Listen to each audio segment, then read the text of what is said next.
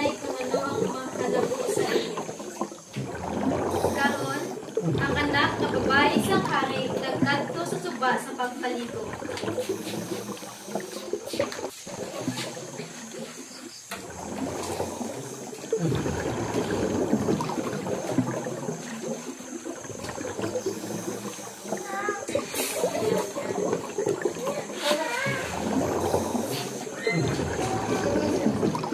Nakita niya ang basket sa mga tabuna.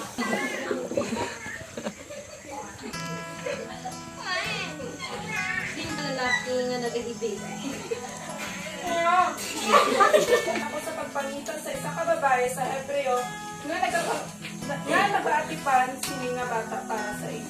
Naglakat ka. Gani naglakat ang bata ka babae kag gitawag ang iloy mismo sang bata. Ang anak sang hari nagsiling sa iya. Dalha ini nga bata pag saguron mo siya para sa akon. Kay suluhan ko ikaw. Sumulan ko ikaw. Sang magdako-dako na ang bata. Sa kadlaw, ang Ginoo nagsiling kay Judas nga anak ni Amital. Judas, magkadto ka sa Ninive, inang dako nga syudad, kag magwali padok sa sini, kay nahitaluan ko kung ano kalaot sang iya pumululo.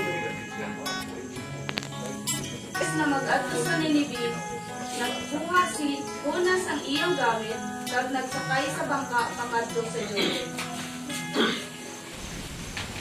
Kag nagsakay siya upod sa mga sakayanon padulong sa Espanya, sa diin makapang nilayo siya sa Ginoo. Pero ang Ginoo nagpadala si mabastog nga hangin sa dagat.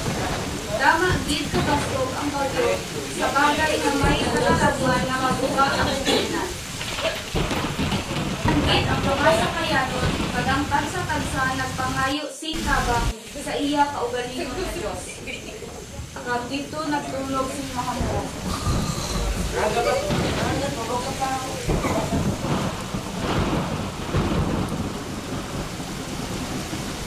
Mga bata.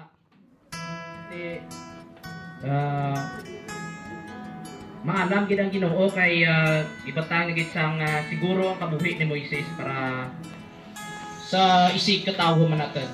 Wala ra. Lakpakan natin.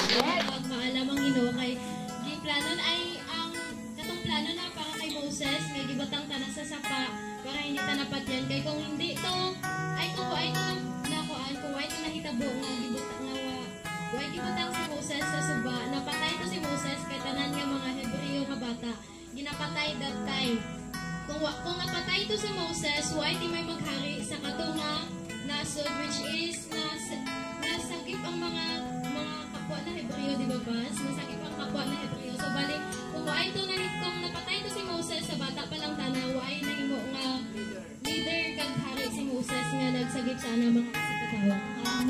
Ang akong nga refleksyon sa among nga grupo kay kung hindi ka magpatay sa ginabuon sa Ginoo may parusa ka sa mga sunod nga mga adlaw. Hindi nato mahalaton ang kataragban kag ang may bago may ang Ginoo, mapan sa Ginoo. Bago ang patiyan ang sugo sa Ginoo.